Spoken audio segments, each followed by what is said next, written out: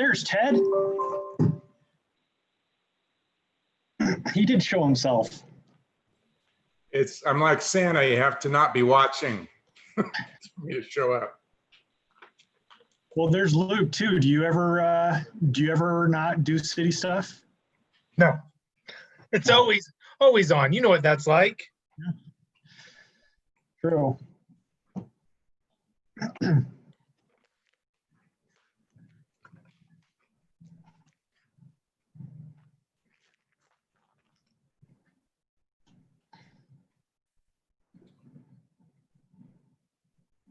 Hey, by the way, I do like your weekly updates on what's coming up on city council. I never quite get it while it's live, so I watch bits and pieces of it afterwards. My family would say I'm probably on Facebook a little too much, but I would say I'm probably not on really all that much anyways, but I try to refine it. They either are, 2.5, 3 minutes, or sometimes like 10 or 11 minutes. I'm trying to hit that like 4 to 5 minute sweet spot, and inevitably I go on a tangent about something. You should start giving away for people who participate with you annual passes to the city parks. That's not a bad idea. Yeah. All you can attend. All you can attend. Man, I like this idea. See, you would come across as a winner. To our 96th viewer, 97th viewer, they'll get that. Steve likes that idea. Steve likes that idea, right? What can we do to give away something related to the police? Oh, a ride in the back of a police car with handcuffs. How about that? I think we could probably put that together.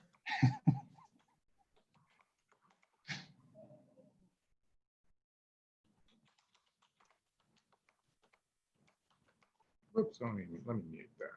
Typing here.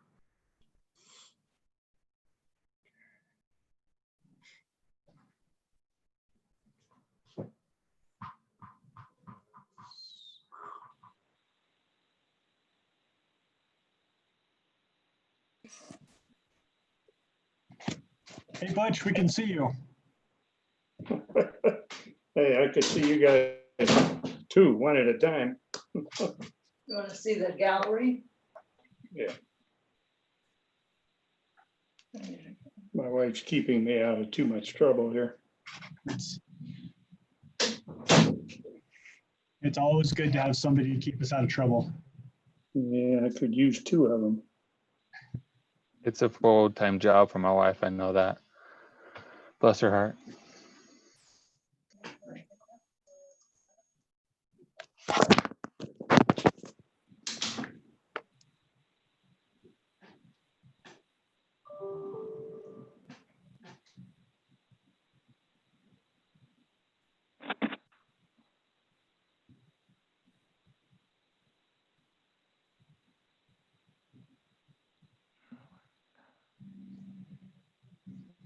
Well, this is a good looking bunch. I thought exactly. Well,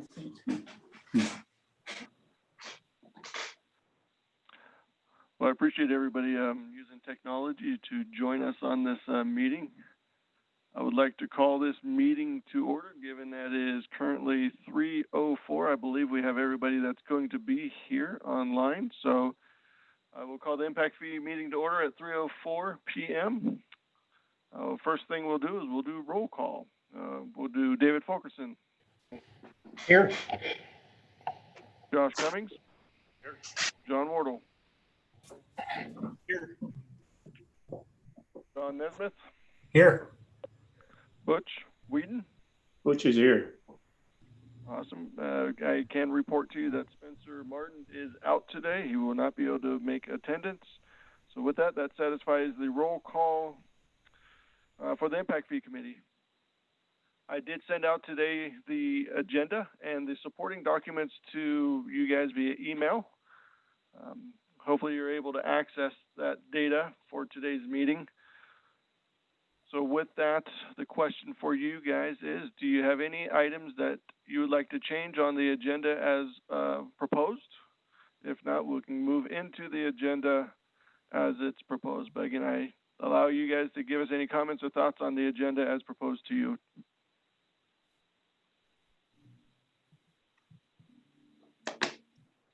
not hearing any concerns about the agenda, we'll call the agenda good. Can appreciate that. So following the agenda, the first item that we have to discuss is the impact fee rate comparison. Again, I did provide that to you guys via the email. This is a report that we do every other year. We do not provide this on an annual basis. The last time I provided this to you was in 2018. Again, this is more of an FYI document, but again, we are more than welcome to discuss any concerns or thoughts on this. Again, our goal here is to show you what we charge compared to the 4 or 5 other cities that we compare against, which is Boise, Eagle, Nampa, Pocatello, and Twin Falls. Those are the data points that I'm able to obtain relatively easily and quickly for you guys. Again, this might come into play as we look at the fiscal 21 budget request, which does include a new impact fee study, which we'll discuss later. But again, this document we will probably use again as we discuss the impact fee study and how we want to develop our rates going forward. So again, the document was provided to you. More than happy to discuss anything that you would like to on this document, or answer any questions that you might have regarding the impact fee comparison between Meridian and other cities as provided. So open it up to you guys for comments or questions about the document.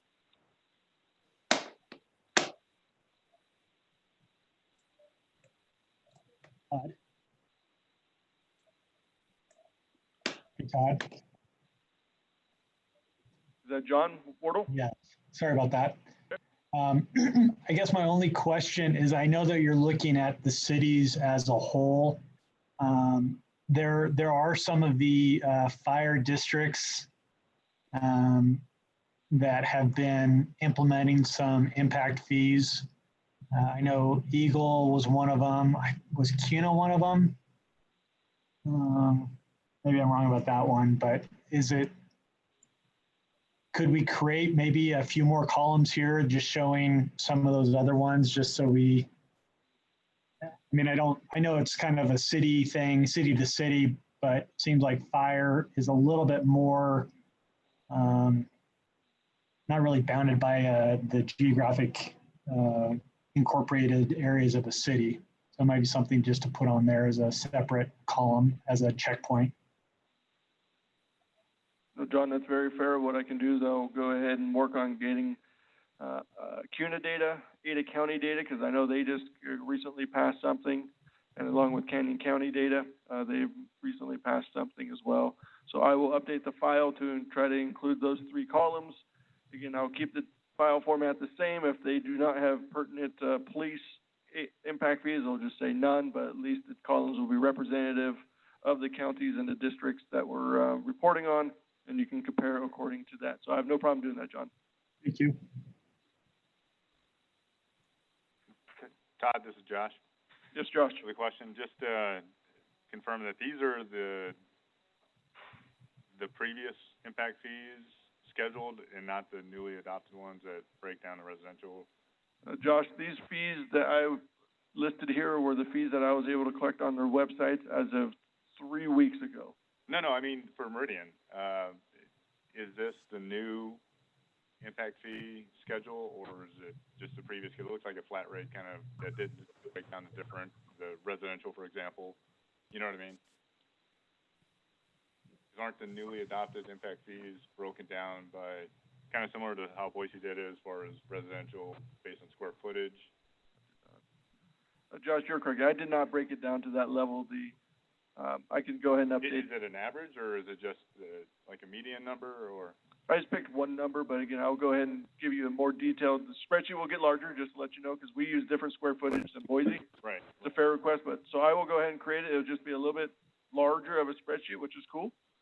But I will go ahead and display more data in particular for you. I apologize about that, Josh. No, that's true. I appreciate great. the product and a chance to compare, and it looks like, ultimately, excellent work, Meridian. I would agree with excellent work, Meridian. Again, when you see Nampa and everybody else compared to us, we're doing pretty well. But again, it's a fair statement, Josh. Again, I apologize for not getting a detailed information shared to you guys. I will expand that accordingly. So again, appreciate that. Good catch, Josh.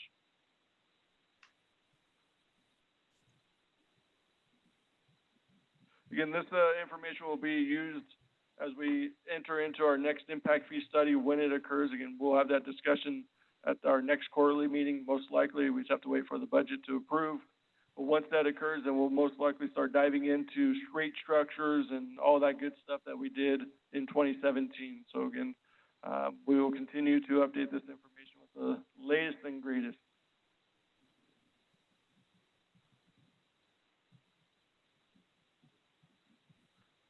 No other questions. I have my notes to update this spreadsheet accordingly, and I'll send it out to you via email so that you guys have the information at your fingertips. Appreciate the comments on that document.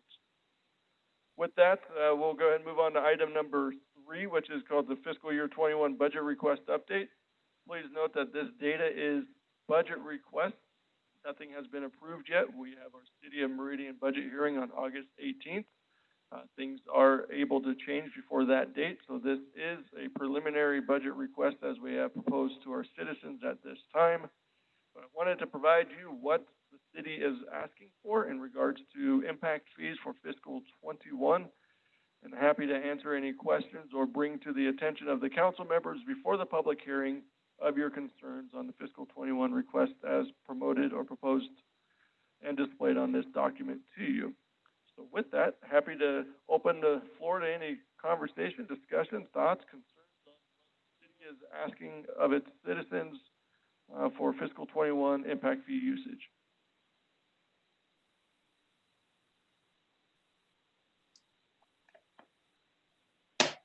And I did on the document, you'll see I did a snippet of what the fire department's request looked like in the budget, or I apologize, in the impact fee study report that was approved in 2018, just so you can have it as a comparative to the actual fire request in the fiscal 21 budget. Again, Parks and Police do not have any expenditures other than money associated to the impact fee study, so I did not give a snippet of Parks or Police, given that they were not requesting any money in fiscal 21.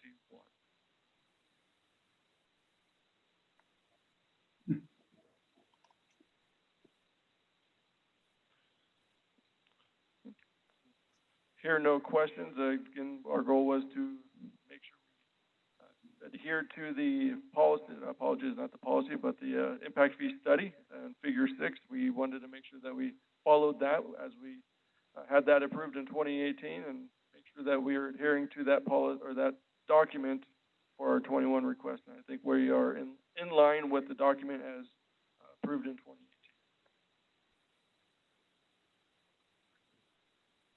Todd, I have a question. Yes, Josh. Are there opportunities for any other like joint training facilities? Like I know the police and fire collaborated for that one facility. Is that was that a one-time kind of thing, or is there an opportunity for future shared facility spaces, whether it's fire, police stations, or things of that nature? I would imagine that the city's decision to build a facility to share with other agencies is an opportunity. Definitely, we built one, we can build another. If there's a joint agreement between police, fire, public works, whatever, we could build one and share it. It comes down to the council's decision to allocate funds to such a facility and to determine what partners they want to engage with. But if we have every right to do that, whether or not it's impact eligible, that's a different discussion. But the council has the right to allocate the funds that they feel are in the need of citizens in the community.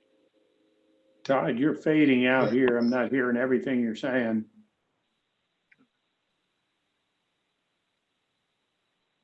Sorry about that, guys. Welcome to technology. Yeah, I was having a hard time What I hearing was as well. trying to reiterate to Josh was we do have the ability to allocate, or not we, but the council has the ability to allocate funds to any project that they deem necessary for the community. And if that is a joint partnership type shared facility for different needs, be it police, fire, public works, other agencies, the council does have that right to allocate the funds, and whether or not it is impact fee eligible, that is a discussion at the time of the development of that project, so we can see if it meets a service level that we currently provide or not, and that then would have to be added to a future impact fee study. And if it is approved, then at that moment in time, we can actually allocate impact fees to that particular project. So again, if it's not in the impact fee study now, we cannot allocate funds to it. And since we did not discuss that particular topic in 2018 or 2017 when we developed this, at this moment in time, council could not allocate any impact fees to a project, but council could allocate general fund dollars that they have at their disposal to that development project. But not until it becomes an item in a future study could we allocate funds to a shared services facility.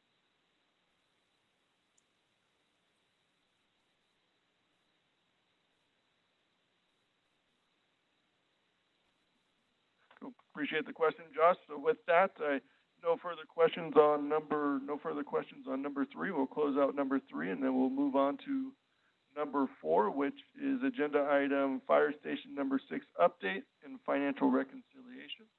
Again, I did hand out or send you the PowerPoint presentation on this. We will screen share for this one. We do have Charlie Butterfield here, and we have Stacy Redmond here, though they were the 2 project managers for this particular project.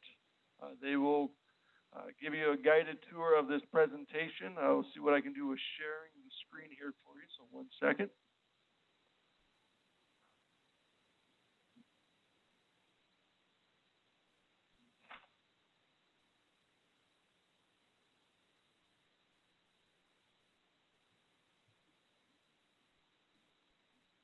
All right, give me a nod by one of the, John or David. Okay, we got it, perfect, thank you very much. Charlie, I'll go ahead and manage this for you.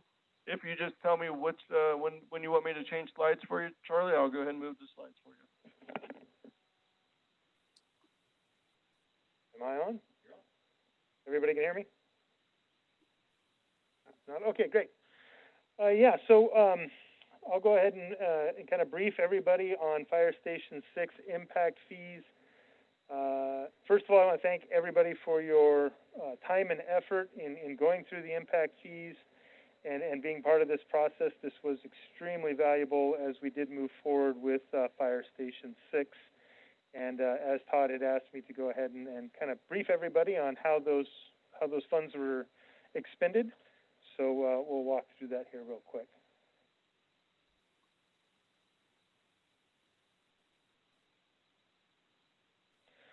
So first and foremost, the timeline that we utilized for Fire Station 6 2017, it was about a 3-year full timeline, a lot of lessons learned, but 2017, we went for our request for qualifications for architects. We put that out. It was quite an extensive process to go through the RFQ process, narrowing down. I think we ended up with 5 final firms in that, and then from those finalists, based on some criteria, we were able to come up with Bryce Fergus Miller and Pivot North as our design team. And in 2017, we actually began programming for the design of the Fire Station 6. And in that programming is essentially kind of walking through what we needed space-wise, operationally-wise, et cetera, and kind of narrowing down through quite a few different meetings what our final design was going to look like. In 2018, we went out for the request for qualifications for general contractor, construction manager. Again, a bit of a process to go through that. Had a lot of applicants from around the area. A lot of scoring was accomplished, along with Keith Watts provided a lot of guidance for that to make sure we were doing it correct. And ultimately, we landed with Engineered Structures Incorporated, or ESI, as our general contractor construction manager for the project. We continued to work hand in hand through a lot of what they call pre-construction process of understanding where our budget was going to be between the design and work with the general contractor to get out to a final process of bidding. And we were able to do that in January of 2019. We brought all the bids in, came up with our final cost analysis for the project, and we broke ground on March 1st. It was a 12-month build time, substantial completion on February 28th for the project. So we look at the budget. The final budget on the project was $5,476,991. So as we break that down, 4.4 million roughly was what we referred to as the guaranteed maximum price. So that was the number that we had with our construction manager, and that was guaranteed not to go beyond that unless we actually had any specific change orders or anything to that. So working with that construction manager, general contractor, that's the process that they do, and all the bids had come in, and so once we had all of our bids, we did have our guaranteed maximum price.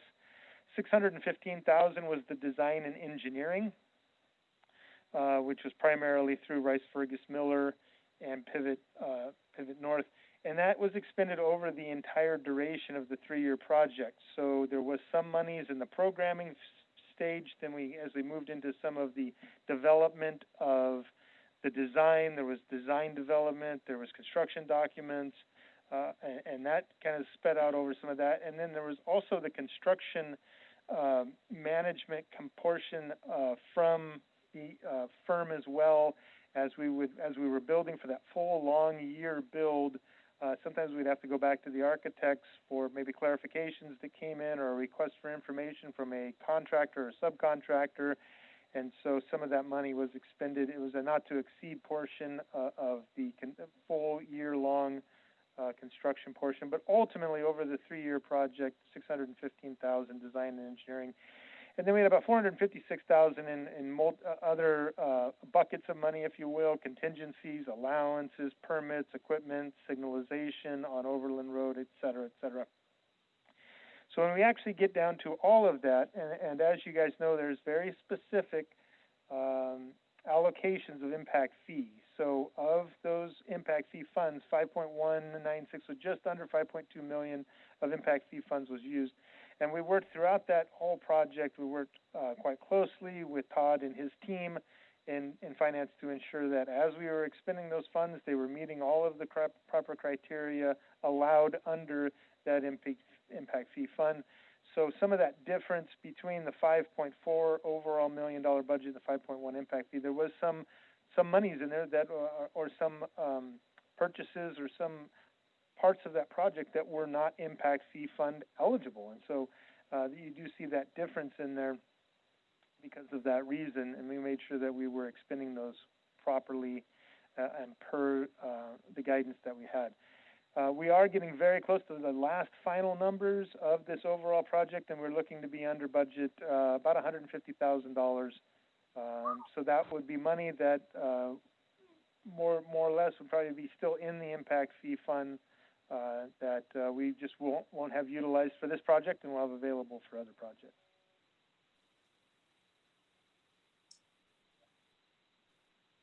The grand opening, I believe some of you might have been present. The Fire Station 6 grand opening was on March 16th, 2020. Some overall view, it was 10,500 square feet. We did have 2 apparatus, pretty deep apparatus bays. There is a battalion chief quarters that we have on that, so we will be utilizing.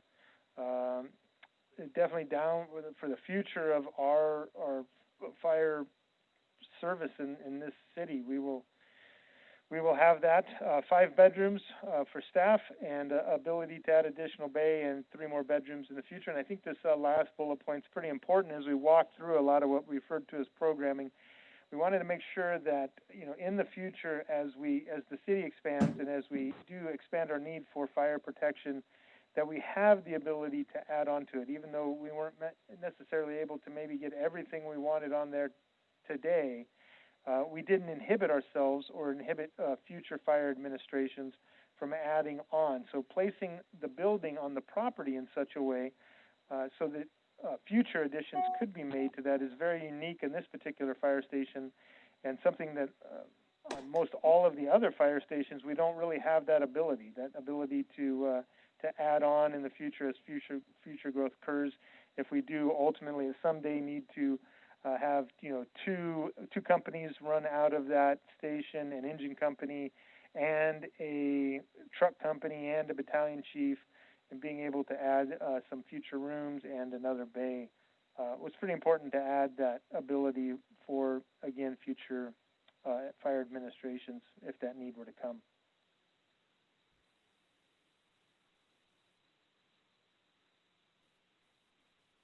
So Todd had asked me about lessons learned, and as I reviewed with my team that helped immensely with this project, Stacy Redmond and Justin Winkler, who were instrumental in their help, don't under budget. Make sure that you understand that the cost increase over time more than you think. And so as we worked through the budgeting process on this particular one, it was very important for us not to ever, and especially even working with City Council, as we came to City Council with our budget, with the guaranteed maximum price and the money we were planning to expend, we didn't want to have to come back to City Council a second time. And so making sure we spent a lot of really valiant time and effort ensuring that our budget was solid and we came and asked for that money was important, an important lesson learned. And not that we necessarily made the mistake on this, but one going forward, we want to make sure that we're definitely staying on top of those potentials.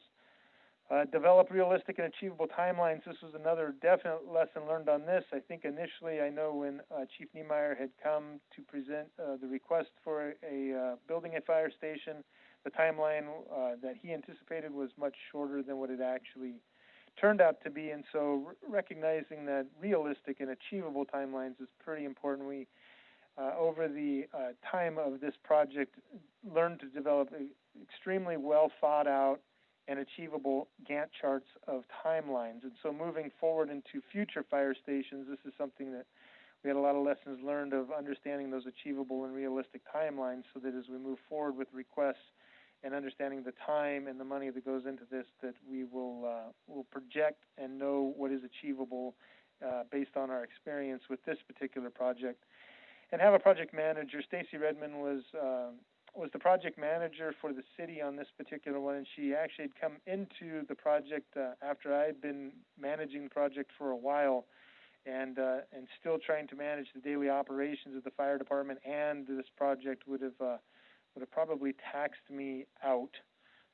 So that was an important, very important, pivotal person to have, engaging with the architects, the design team, engaging with the construction company and their crews, and making sure that a lot of information almost daily was coming in the way of requests for information, in the way of change orders, and some of those change orders not always negative. Some of them were in the favor of the city.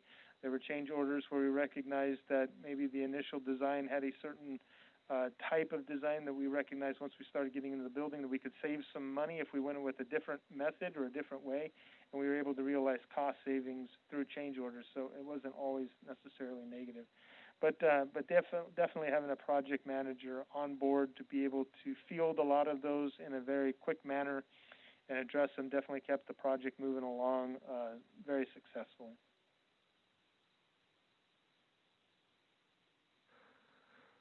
So with that, that concludes all of the questions that were raised to me to bring to the group, and I would certainly be available for any questions at this time. Well, Charlie, I definitely appreciate you giving the Impact Fee Committee an update on Station 6, again, for the successful building of Station 6. And I definitely do appreciate you putting this together and giving your time to our committee to answer any questions. Before we open it up for questions, we do have some pictures for you we wanted to share with you since we can't be there in person. Normally we would visit this location and give a tour to you guys, but probably have to postpone that till next year. We're going to get Stacy Redmond, the PM here, to actually share some photos so you guys can kind of see what it looks like and offer questions after that, if you guys don't mind. So we'll go ahead and get some pictures up here for you real quick. Yeah, I'm going to try to get those up right now. Can you all hear me? Yes. Okay. I got you on my side, Stacy. Okay, sounds good. Let me pull those up. Hopefully everybody will be able to see those. I appreciate getting me to the meeting. Thank you. Can you see the pictures that are up? Or the picture? Yes. Perfect. So this is obviously the front of the station. And I'm just going to go through some of these. We have about 18 pictures. So some of you that have not seen the station has the ability to see what was constructed. The station was designed to keep the living quarters and the apparatus bays separate, for a lot of the carcinogens that are in the apparatus bay, to make sure that did not go into the living quarters of the station. So let me see.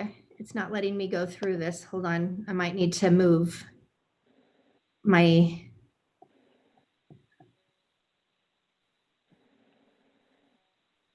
Let me see. Okay, there we go. So, and this is the back of the station. There's a lot of landscaping, but this also shows what Charlie was talking about, with a lot of space to add on to this station. I wanted to give you a picture at night with the great signage that was done.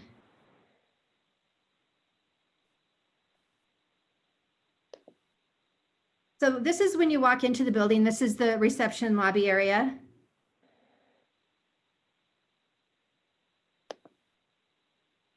Here is the battalion chief's quarters. This is the office, and then when you go beyond that, that is the battalion chief's sleep room, and then there's a bathroom as well on that side. Oops, I went too far, sorry. Okay, this is the firefighter work area and training room area. And they have a TV on the one side so they can go through a lot of training in this room. And this is the captain's office. Part of the living quarters are here, that shows you these monitors can also do a lot of calls, so they can show different calls that are coming in as well. And here's their kitchen. Has enough space for right now, for 6+ firefighters working around there to get their food made. Here's one of the sleep rooms, and I'm not showing you all because they're pretty much exactly the same. So this is one of the sleep rooms. So here's the apparatus bay, and you can see the 4-fold doors that actually open pretty quickly. And then it also has the diesel exhaust system that keeps the carcinogens, and they hook it up to the exhaust system on their vehicles. And when they exit, it just releases. So that's really nice to have. Here's another view of the apparatus bay. So they had, this station has a storage room. This houses all the station's extra PPE and storage items that the chief of logistics needs to have. So this is a great place to store it all for all the stations. The air room, and this houses the Cascade air system to fill their tanks. And this is the decon room. So this is the decontamination room where they wash all of their gear.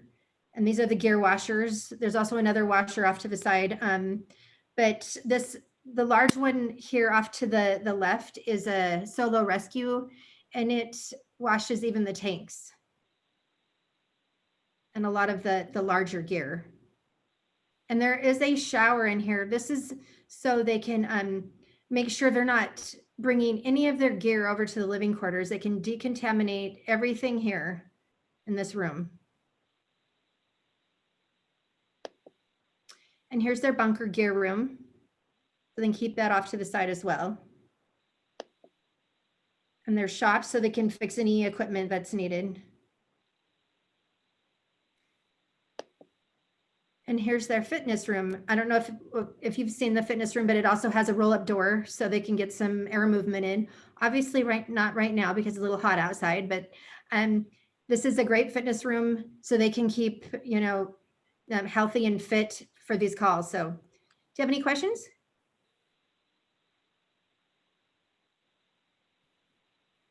So those are the pictures that I brought for you today. Is there anything else that you wanted to see? Well, Stacy, this is John Wardle. Hi, John.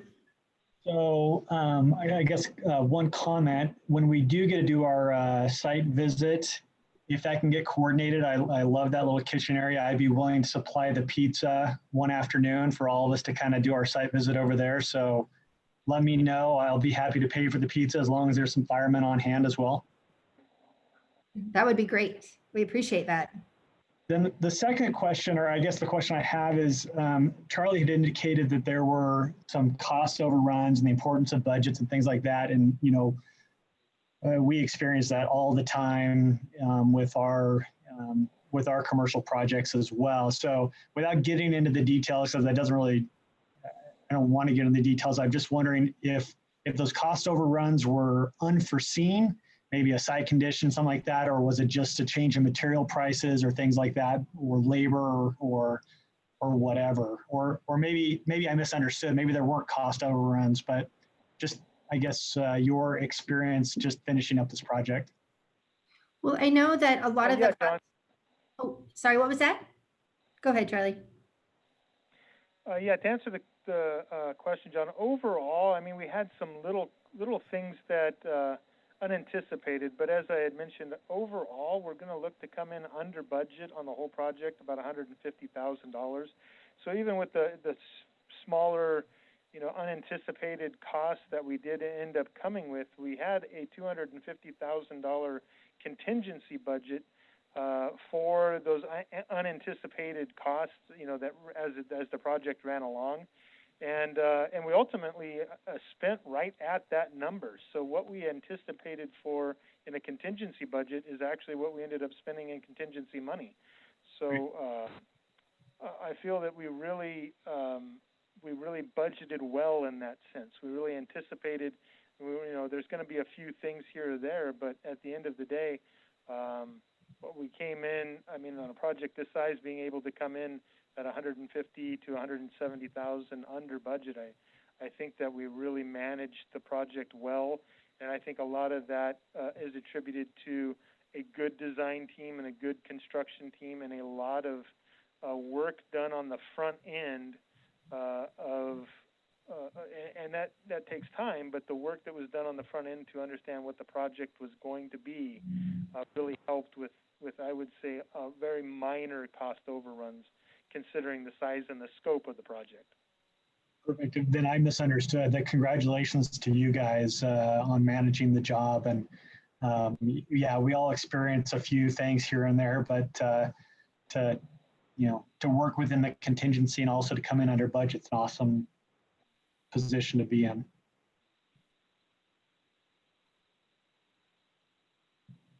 I appreciate it. Thank you.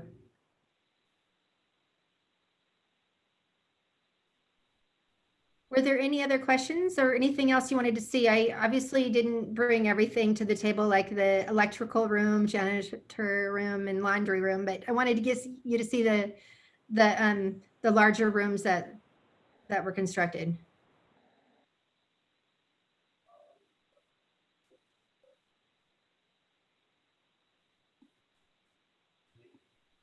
Stacy, this is Todd again. I appreciate you putting together this slideshow for the committee to represent the Station 6.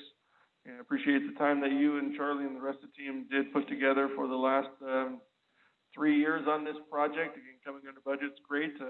Having a successful building is awesome. You know, servicing our citizens in the south part of town is what we're going for. Again, so I want to say thank you to you for what you did to step in to help out and finish this project for us. Again, Charlie worked a lot of hours, and again, we didn't want to burn him out. So again, appreciate you helping us keep Charlie with us. And again, thank you to you guys for putting together the Station 6 presentation. Committee members, again, any questions for Stacy and Charlie before we close out this particular item?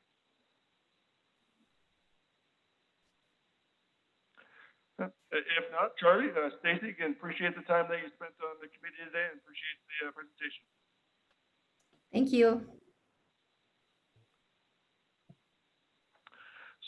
So with that, that closes out number 4 on the agenda item. Number 5 is Fire Station number 6 site visit.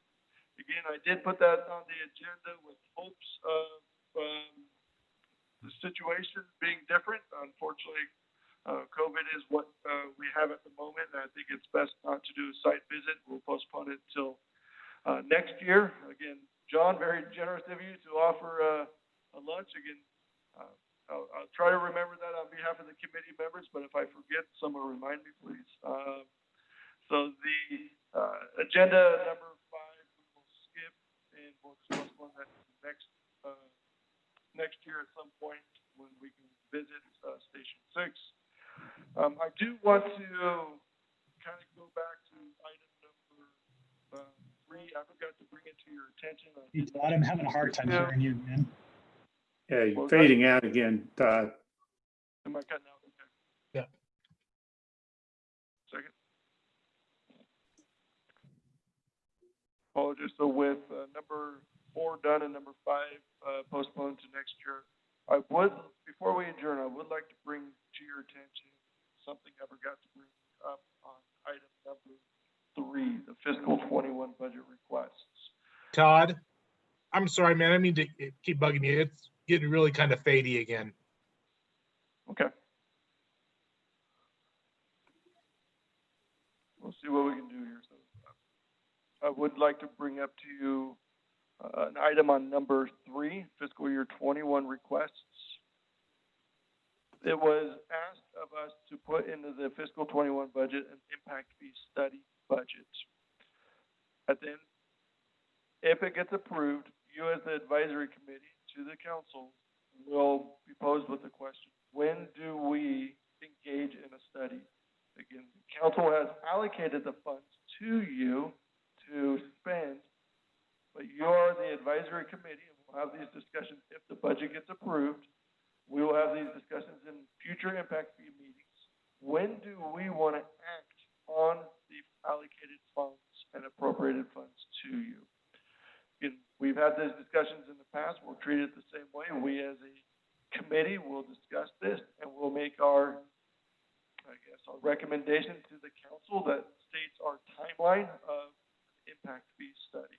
I just want to let you know, if the budget gets approved as is, I will be putting this on most likely the next quarterly meeting, which would put us in the October range.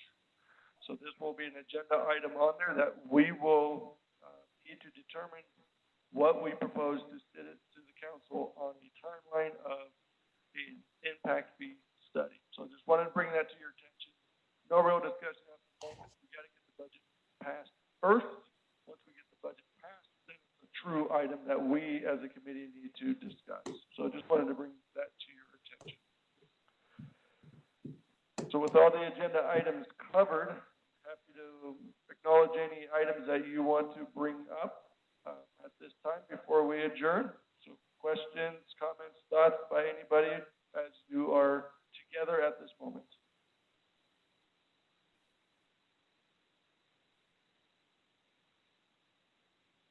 Seeing no questions, I will call that this meeting is adjourned at 3:43, and want to extend a huge thanks to all the committee members for being agile and versatile and using technology to allow us to still hold this meeting and meet our duty to work together for our citizens and our council to discuss the impact fees for the city of Meridian. So again, huge thanks to you guys. Hopefully you guys are staying safe. I look forward to having everybody back together again. You guys are a fun group. I miss you guys. But again, until that day, hopefully we can continue to use technology, and we'll continue to communicate with you of any impact fee items. The next meeting will be in October. This was successful, so we will continue to use this technology. You are welcome to come into this building if you wish. We do have Josh here in person, but again, we will offer that technology to you guys for the next meeting as well. With that, I will go ahead and close this out and say thank you very much and enjoy the weekend and stay cool over the next 2 days.